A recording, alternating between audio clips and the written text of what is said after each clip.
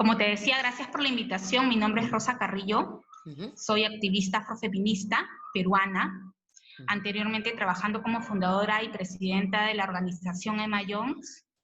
Es una organización afrochalaca allí en Lima.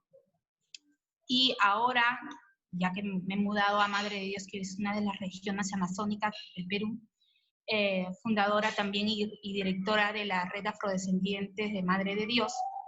Además de esto, gestora cultural y animadora sociocultural. Comenzamos primero desde lo personal, porque lo personal se vuelve político. Totalmente. Te comento que yo vengo de una familia interracial.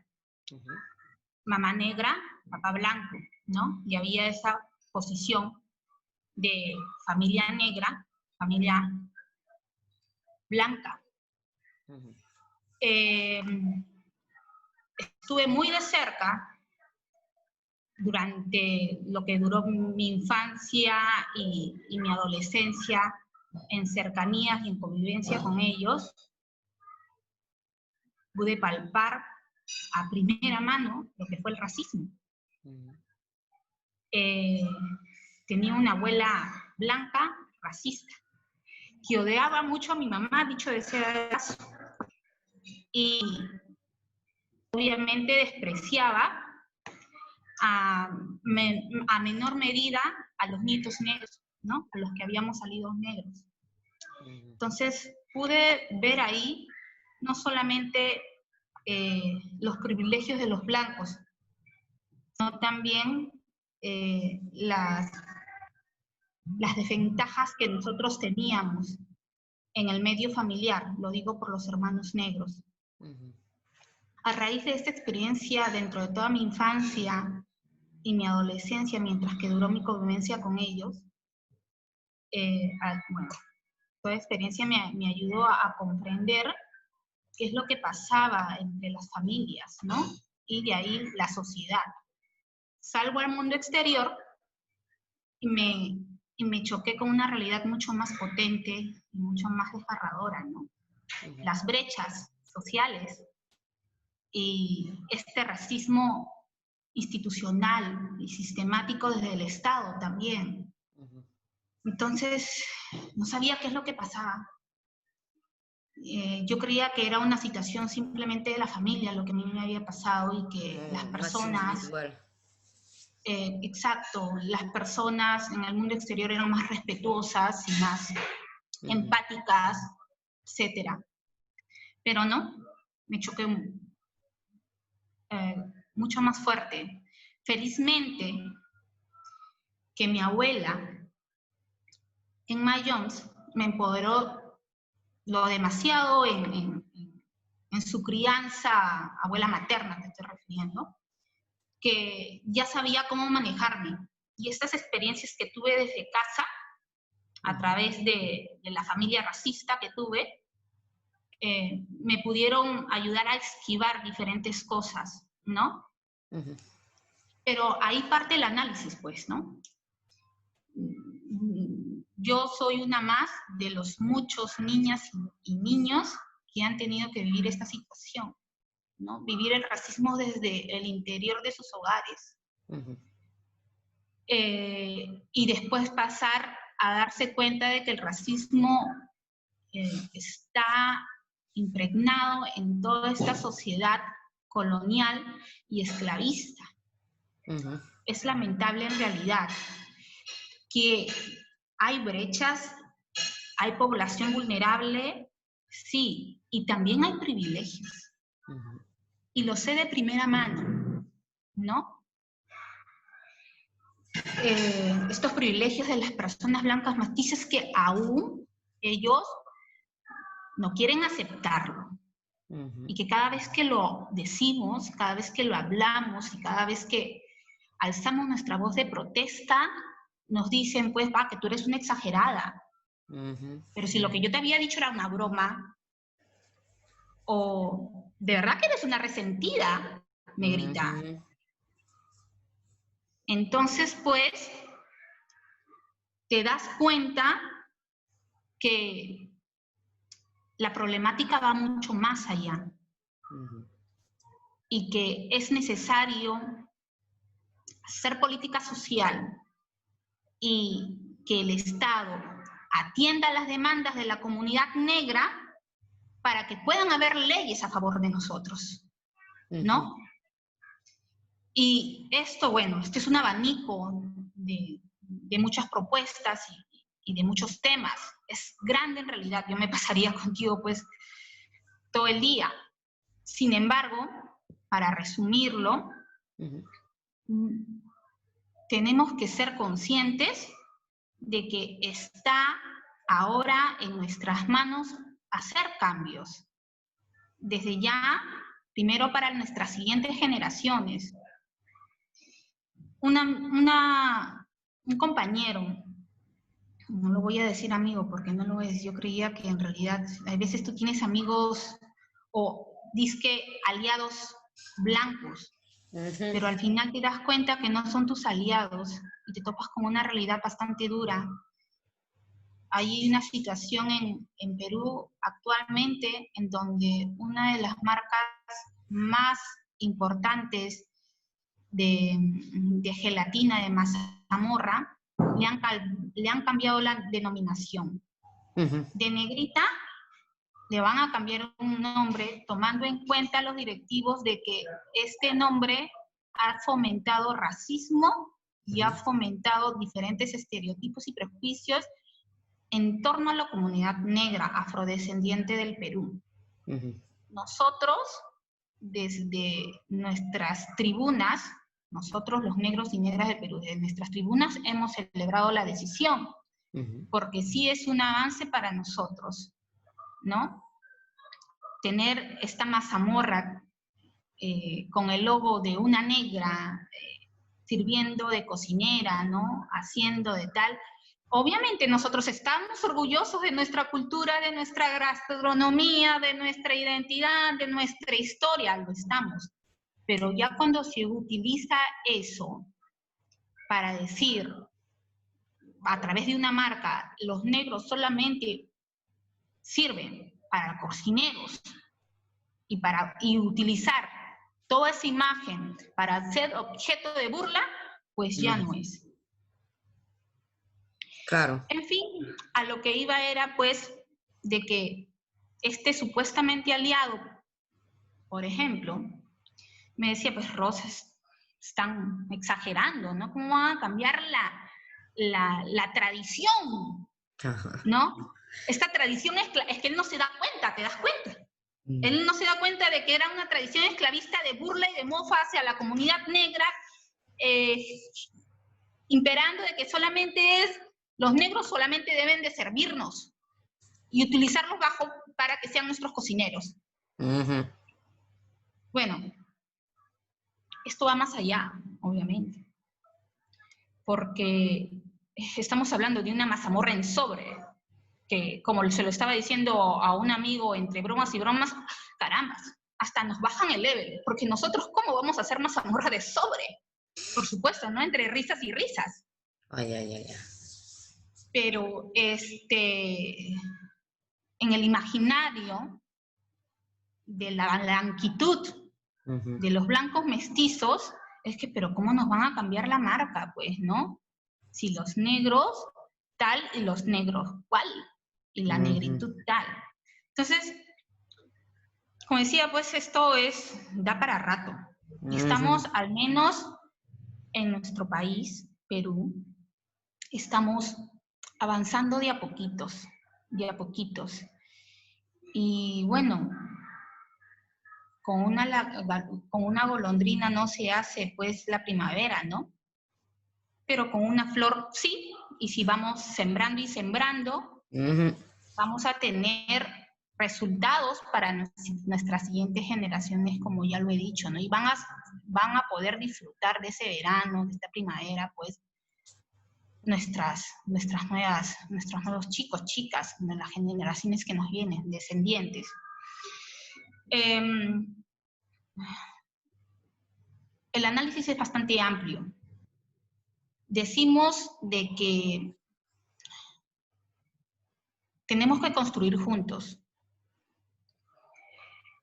Es cierto, pero yo le agrego algo, ¿no? Tenemos que construir juntos todas las etnias, sí, pero tomando en cuenta de que nuestra negritud ha hecho que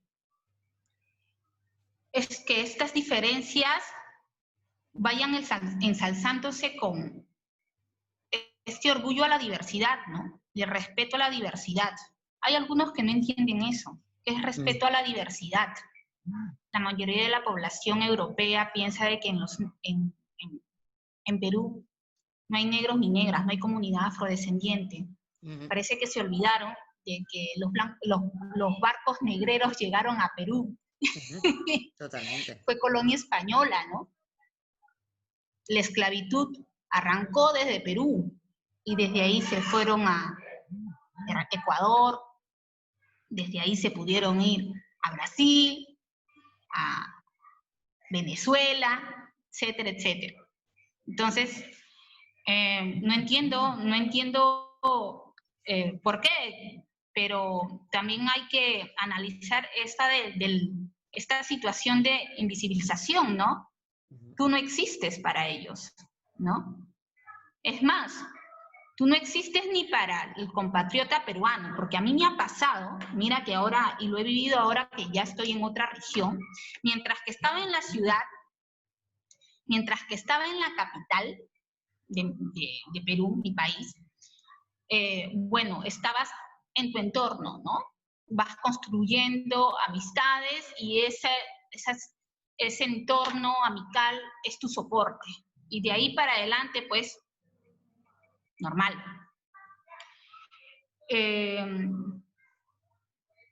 Tomando en cuenta también de que pertenecía a barrios llenos de negritud, ¿no? Lince, San Martín de Porres, El Callao, son distritos y región, en este caso Callao, que están llenos de población afrodescendiente. Ahora, que se quieran blanquear, es otra cosa, por supuesto. Sin embargo, lo que iba era de que cuando yo llegaba acá a Madre de Dios, todo el mundo le decía a mi esposo, a mis hijos y a mí, ¿de dónde han venido? Pues son haitianos, colombianos, de África, ¿de qué lado? Entonces, porque no creen de que en Perú hay afrodescendientes, ¿no? Es interesante lo que dices, ¿no? Y si es que hay afrodescendientes, tienes de por sí que ser migrante. Porque yo estoy al límite de Brasil, ¿no? Estoy en frontera con Brasil. Madre de Dios está en frontera con Brasil.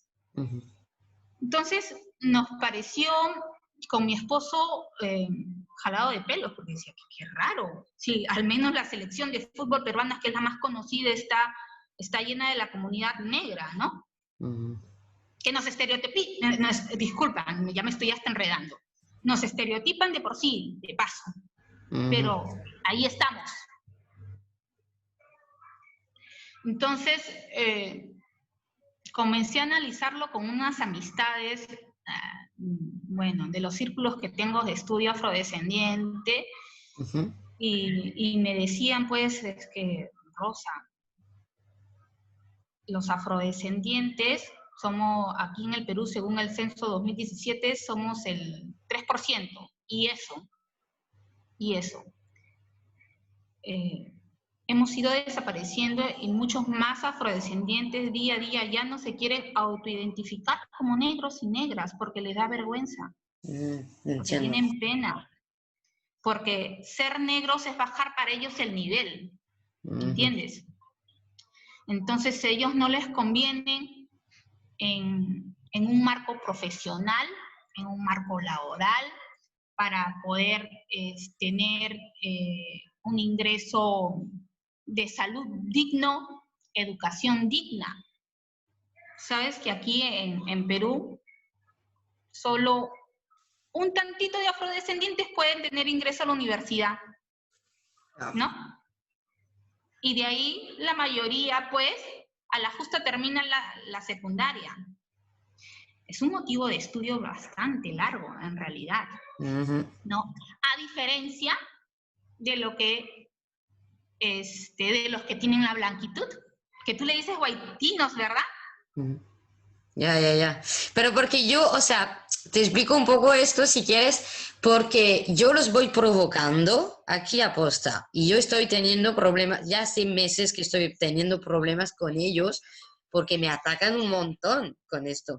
Y entonces de risa y de tal y con gente, no sé quién, un día estuvimos leyendo, digo, los guaitinos, porque sabía que los iba a picar decir esto, ¿sabes? Y no Sí, es te que comprendo. existe, no es que existe realmente, pero es que es como lo hemos medio inventado, porque sé que les va a picar el ego. Y no a Yao les pica muchísimo el ego. Y entonces es fácil de jugar con ellos, con algunas temáticas, y ahí se ve toda la mierda colonial y racista que han aprendido desde pequeño. Porque les pico sobre qué pasa aquí, por ejemplo, que hemos tenido problemas en algunas reuniones para hacer manifestaciones y tal, porque la gente quería ir en algunos espacios y yo les digo, estos espacios, según cual personas racializadas, no van a ir porque la mayoría de gente representa un contexto muy racista, entonces no van a venir a la convocatoria. Y la gente me empezaba a decir, pero no entendemos, es que no vemos colores. Y yo, no sé. Ah, Claro. no, eso nunca comprenden. Entonces, yo voy provocando sobre algunas terminologías así para que se vea que resalta algunos patrones. Pero claramente, una cosa que se ve muy bien es que ellos no tienen costumbre para nada de estar en contacto con otras comunidades no blancas. Pero para nada. ¿Sabes qué? Yo siento, y está bien, ¿ah? También crear nuestros propios términos es potente. Eso nos ayuda en realidad a poder hacer la contraparte y a ver, es como un estudio también, cómo se sienten cuando los tocas. Y le dices, ok, tú me dices negrita o negrito a mí, ¿qué sentirías si yo te digo tal o cual en referencia a tu color? ¿No? Entonces, ciertamente, como tú dices, mientras que tú digas, oye, guaitinos y todo, pero si todos somos iguales, los colores son todos iguales, equidad, igualdad, bla, bla, bla, te salen con un discurso que tú dices, wow, pero si ese discurso que tú me estás dando a mí lo ejecutaras, pero a la contraversa, es como que, ¿no? Jalado de pelos. Está bien. Ciertamente, ya lo has dicho también, son diferentes contextos. Y yo bastante gozo también con tu llamada de, o sea, como que sacarles pica, ¿no? A través de las redes sociales. Ese activismo cibernético que vamos haciendo poco por poco en diferentes contextos es bueno porque nos ayuda a identificar quiénes sí, quiénes no, y a la vez haciendo como una medición de percepciones con respecto al racismo, ¿no? En fin, los privilegios, ahora que me estás contando eso con respecto a sus discursos, ¿no? Es más, hasta ellos te quieren enseñar, esta blanquitud de ahora, ellos te quieren enseñar y te quieren decir qué es lo que debes decir y qué es lo que tienes que pensar. Para mí es el colmo. ¿Por qué? Porque están acostumbrados de que las personas racializadas no tienen voz, pues, y menos votos, obvio. ¿Y qué va si es que te vas a quejar? ¿De qué te vas a quejar? No, así está bien. Y ellos es su última palabra. Y si algo se cambia, ¿pero por qué? Es nuestra tradición, dicen ellos. No está chocando con mi tradición esclavista, pues. Está chocando con nuestra tradición colonial. Tú chocas con eso, ay no, qué mal, cuando tú chocas con eso, ¿no? Qué empático, no eres tolerante, a mí me tienen hasta las huevas con su eso de tolerancia, cuando no tendríamos por qué nosotros tener tolerancia para nada. Y me hace recordar ahora, hace poco tiempo atrás, no ni poco tiempo, unos años ya, cuando recién vine aquí a la región Madre de Dios, me contacté con unas activistas de este colectivo que se había generado en Perú de mujeres. Ay, carambas. Ni una menos. Yo dije, bueno, pues mientras que somos mujeres, todas pues en la misma lucha, el mismo objetivo, las mismas metas, porque yo tengo un trabajo distinto. Bueno, venía de la capital y dije, un trabajo distinto, y estas chicas también son de capital, y vamos generando más espacio para las chicas de la región y de comunidades más lejanas para que vayan aprendiendo, etcétera, etcétera. Me aluciné todo eso. Primera reunión, me siento en la mesa, no sé si fue la primera o la segunda, pero yo ya veía la situación media rara. Comenzaron a dar sus puntos de vista, y me doy cuenta que la única negra que estaba en la mesa, que era yo, dicho de paso, no la dejaban hablar. Y cuando refutaba algo, no, así no es. Es equivocada, ¿no?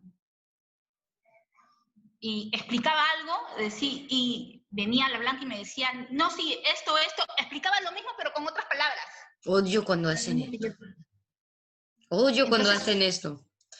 Entonces, pero yo ya lo expliqué, y te juro que en ese tiempo yo estaba embarazada, te juro que no sabía cómo tomarlo. Estuve muy mal, en realidad, porque dije, ahí en ese momento, estaba delante de mi hijo incluso también, estas de feministas no tienen nada, claro, ellas abrazan el feminismo desde su blanquitud, pues, abrazan el feminismo desde blanquitud, pero cuando la negra quiere sumarse al feminismo para obtener los mismos derechos que ellas tienen, no te damos la palabra, estás equivocada, y acá, silencio. Totalmente. Y te das cuenta de que tú no puedes estar, es más, no puedes estar en la misma mesa que ellas. Y si es que estás en su mesa de ellas, es para andar al caballo que ellas quieran. ¿Entiendes? Y me di cuenta, pues, de que no todas mis hermanas mujeres feministas son mis aliadas, pues. Es más, hay algunas que he tenido que, mamacita, así como me ha tocado, disculpa también, estas amistades, que bueno, uno quiere formar amistades, va construyendo amistades de diferentes etnias. Me ha tocado la blanca, ojos claritos, diciéndome, ay, amiga, mi vida, tú eres mi amiga. Porque fíjate que yo no soy racista, ¿no? Y esta situación, claro, que utilizan porque, ay, no, pues, Rosa es más clarita, pero con la negra no se quieren juntar. ¿Me entiendes? Y con la negra, lo que ellos consideran o de que esté dentro de su canon de belleza, no. Y se quieren poner de inclusivas contigo, pero querida, no lo son. No son inclusivas y son racistas. Entonces, cuando yo te hablaba de generaciones, tenemos que enseñarles a nuestros niños y niñas también a identificar con quiénes sí, con quiénes no, cuáles son nuestras luchas también. Mira, la situación es muy distinta, ¿no? Yo asumo de que mientras que estaban en su lugar de confort y sus privilegios no eran chocados, pues el activismo para ellos no era. Y hablar de racismo, discriminación, exclusión, pues no estaban ni en sus pensamientos y menos en sus palabras. Cuando van a otros países, se dan cuenta ellos de que son peor tratados, o al igual que estos migrantes negros y negras, ¿no? Entonces, quieren abrazar el activismo para manejar, como tú lo has dicho, manejar su frustración, pues, ¿no? No saben qué hacer. Y peor si es que son gente académica, leídos, ¿no? Conocíamos a un profesional académico con todos los títulos del mundo, que era blanco mestizo, que era racista con los negros, ¿no? Con los afrodescendientes. Ojo que él no era blanco, ¿ah? Pero él se creía superior y se creía blanco y sobre nosotros, ¿no? Se va al extranjero y se da cuenta de que él es tratado como negro y hay una brecha tremenda por simplemente de ser latino y bueno, en Europa pues la cosa es distinta, choca. Este activista de ser racista aquí en mi país, en Europa se volvió activista, ¿no? Entonces, pues, mira, hay que darle el chance y el beneficio de la duda. Y ahí, mientras que él la sufrió, salió la tatarabuela que era negra. Pero mientras que estuvo aquí, él no tenía familia negra. Y era superior a nosotros. En fin, se le da el beneficio de la duda, pues, que active. Pero tú te das cuenta que cuando llega aquí, llega otra vez su país natal, él sigue siendo la misma porquería racista que siempre fue. Entonces, hay que tener bastante cuidado, pienso yo. Hay que tener bastante y ver quiénes son los que están en nuestro entorno, que quieren agarrar nuestros discursos y nuestras luchas solamente para manejo. Y que la usan solamente bajo su conveniencia, pero comprometidos con la lucha no están, querido. Están comprometidos mientras que no lo toquen a él. Y usa la lucha para él, pero no para la población afrodescendiente o la población que es racializada. Entonces, todavía sigo en ese análisis. ¿Qué hacer después con ellos? No lo sé. Porque a mí lo que me genera es indignación y lo que me genera a mí es rabia. No sé todavía. Ya muchas veces me han dicho, pues, Rosa, hay que aceptarle, hay que ser tolerantes, él ha cambiado, ya no es racista, ya no. Bueno. No lo sé. Pero yo corro de estas personas racializadas, que son racistas en su país natal, y después cambian, supuestamente, ¿no? Siempre he sido y trato hasta el momento de ser bastante juiciosa, ¿ya? Y a pesar de que tengo rabia, trato de que la rabia no me gane, en serio. A menos que haya una situación, tiene que ver mucho en esto, el contexto, el entorno, qué dijeron, no qué dijeron, bajo qué expresiones se dijeron, y etcétera, etcétera. Evalúo todo eso para poder manifestar o dar a conocer mi sentir.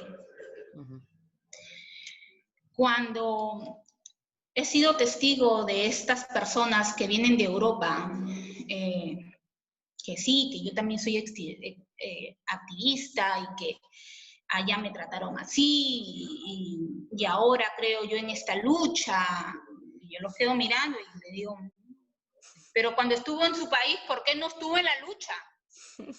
Te fuiste a los 35 años, mi amor. Esos 35 años en su comunidad natal, formó parte de la lucha y era parte de los privilegiados. Estos privilegiados que fomentaban la exclusión, que fomentaban la discriminación y el racismo en todos sus escenarios. Entonces, cuando me dan todos sus discursos de cambio, de que soy, que esto, es como que los miro y es, ¿en serio? Ah, ok. Hay que dejarlo ser. Hay que dejarlo ser.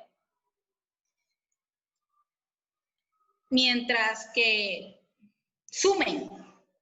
Cuando yo vea que me están restando, y están restando a la lucha afrodescendiente o racializada, ahí te metiste conmigo y todas mis ancestras están conmigo y me vuelvo la callejonera negra, pues, ¿no? Y la ira fluye y emana todo.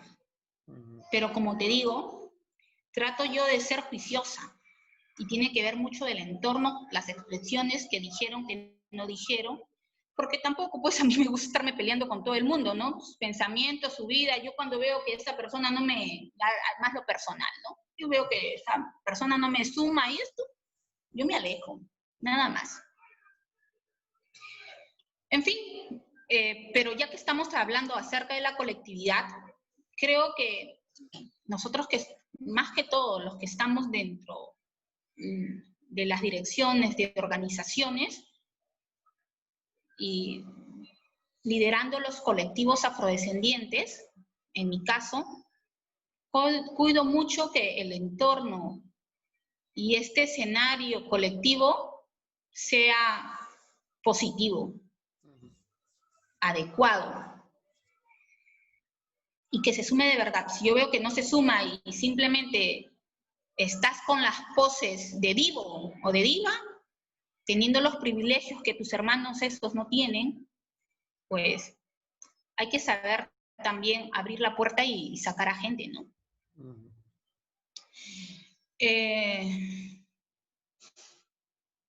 Por otro lado, creo igual que nos falta bastante. Cuando tú hablabas de ira, sí, pues nada se hace si es que no te genera algo desde dentro que te sepa mover. Y mucho más si sabes que es basado en los derechos de la comunidad racializada, históricamente discriminada, históricamente excluida y violentada en todos sus sentidos. Entonces, si no tenemos autoridades negras conscientes de las realidades, exclusión histórica y discriminación histórica, ¿quién va a hablar por nosotros? Totalmente. ¿Quién va a hablar por nosotros si no tenemos aliados, no? Porque si es que en algún momento la blanca por ahí te dice,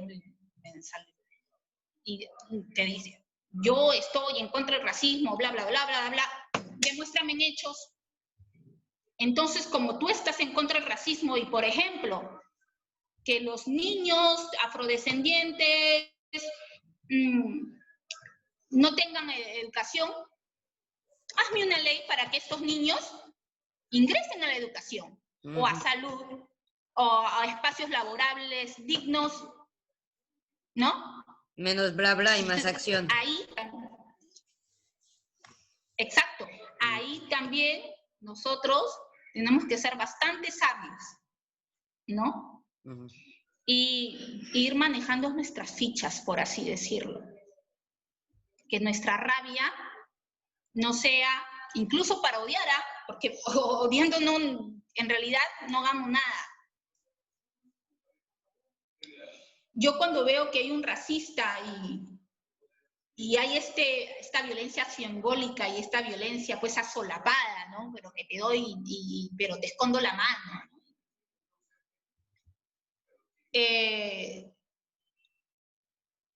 Trato de, primero siempre tener consciente qué es lo que está pasando, porque a pesar de toda la experiencia que yo tengo, a mí me agarran frieza, porque estas situaciones yo no las espero, pues, ¿no?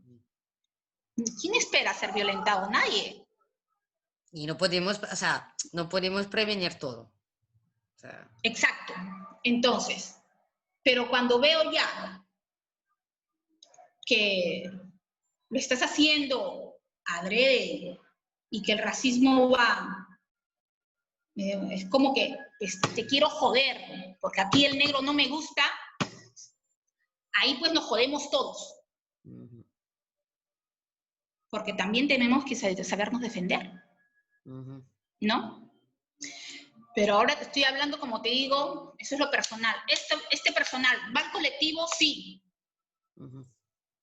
Lo personal va a lo colectivo también. Y cómo decirles a nuestros hermanos y hermanas afrodescendientes cómo manejar nuestras demandas y cómo hacer llegada de nuestros petitorios para nosotros también tener estos derechos que solamente son de la blanquitud, ¿no? Hemos tenido dentro de nuestra historia muchos ejemplos, muchos ejemplos. Ahora estoy recordando que hace muchos años atrás en Lima nosotros promovimos lo que es el plan de la población afrodescendiente, Plan DEPA. Se logró, donde era un compendio en que la comunidad afro pedía diferentes derechos en entorno laboral, ¿no? En identidad, en respeto a su religión, etcétera, etcétera. Lo logramos. Eso no se logra gritando, pues. Eso se logra con la capacidad de gestión y con saber tener estas mesas de diálogo con autoridades que van a tomar decisiones y también colocando a gente afrodescendiente consciente de nuestras realidades para obtener estos derechos. Totalmente. Hace un tiempo nada más, y cuento porque es importante también en lo personal, discutía con mi esposo porque alguien le dijo, pues, oye, negro, ta, ta, ta. Y mi esposo se pone bravo, pues un negro de casi 1,90, y le vas a pegar, ¿no? Y después mi esposo toma conciencia y dice, me dice, amor, es que yo no puedo estarme peleando de verdad con todos, ¿no? Gasto energía. Al último, como soy grande y negro, el delincuente soy yo. Y al último soy yo el que provocó y la policía. Los negros aquí o las negras del Perú estamos fregados. Hace poco nos pasó eso.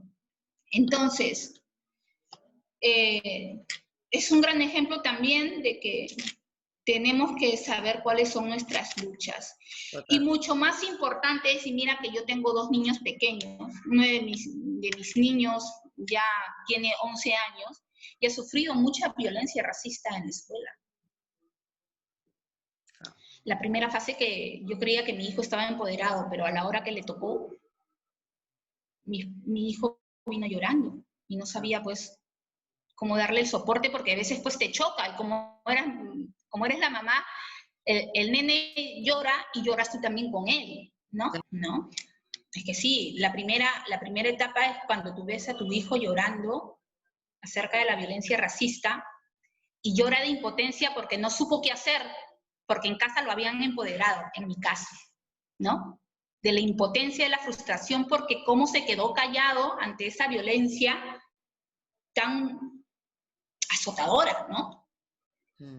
Llega, llora, pero después de llorar hay la reflexión y hay que tomar medidas, porque es soluciones y soluciones, pues, ¿no?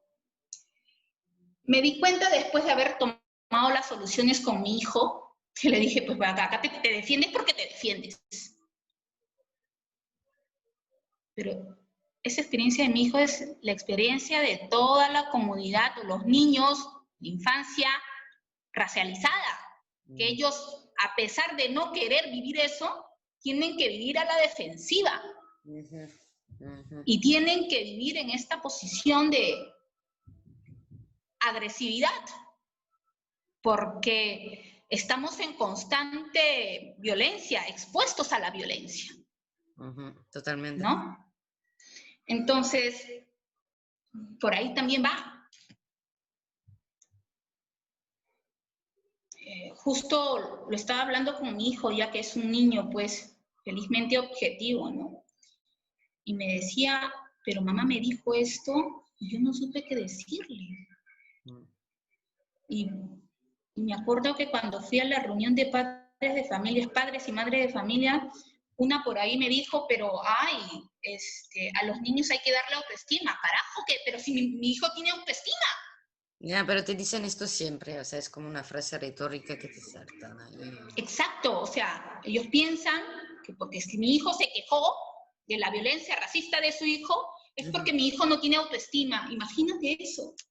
Porque para ellos no ven colores, entonces nosotros somos quejicas y, ¿sabes? O sea, la historia es siempre igual. O sea, te negan o sea, negan a tu hijo y después negan a ti en la vivencia, o sea, nadie se escucha y se realimentan en esta cosa ellos mismos. Y Pero... tienes que tener mucho manejo en realidad. Le dije unas cuantas frases que felizmente se quedaron todos callados y mi educación activista al menos ha podido darme el soporte para poder defender y estar en defensa de mi niño. Si es que yo tendría la oportunidad de poder ser escuchada a todos los que tienen blanquitud, a esos blancos mestizos, blancas mestizas.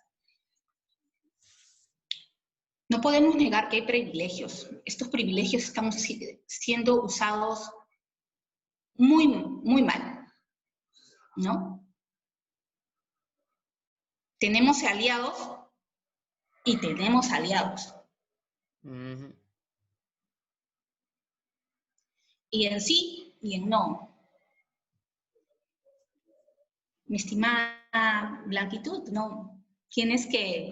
Primero tienes que escuchar a la población racializada. Cuáles son sus brechas, cuáles son sus demandas, tener mucha empatía para después pues venir a sumar. Si no sumas, da tu paso al costado, porque aquí no se sirve, obviamente. Particularmente yo no odio, yo vengo de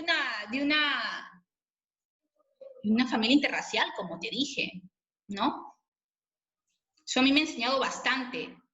Dicho sea de paso, incluso con mi familia he sabido escoger. Creo que de todos ellos solamente me hablo con 2. Alucina, 2 nada más. Que no me suman, los demás no me suman. Porque sufrí racismo desde mi familia. Entonces, desde ahí nada más tenemos que saber quiénes están a nuestro costado para seguir la lucha.